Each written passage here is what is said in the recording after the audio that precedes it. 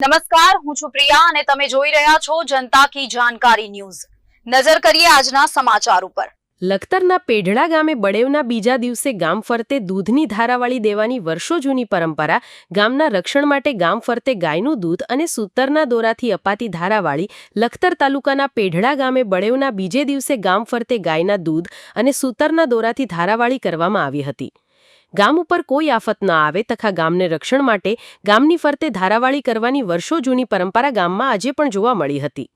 બળેવના બીજા દિવસે ગામમાં બિરાજમાન શ્રી શક્તિ માતાજી, નવદુર્ગા માતાજીના મંદિરથી પ્રસ્થાન કરી સમસ્ત ગામ ફરતે ગાયના દૂધની ધારાવાળી કરી અને સૂતરની દોરી બાંધવામાં આવી હતી।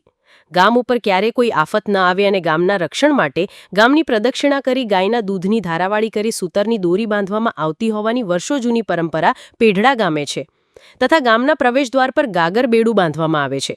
એક ચિઠ્ઠીમાં અર્જુનના 21 નામ લખી આ ચિઠ્ઠી ગાગરબેડામાં મૂકવામાં આવે છે, જે ગાગરબેડું દર 3 વર્ષે બદલવામાં આવે છે અને સુખડીના પ્રસાદની ગામમાં વહેંચણી કરવામાં આવે છે। આ પ્રસંગે ગામના સરપંચ ચંદ્રસિંહ રાણા સહિત ગામના બાળકો, યુવાનો, વડીલો ઉપસ્થિત રહ્યા હતા। રિપોર્ટ જયેન્દ્રસિંહ ઝાલા।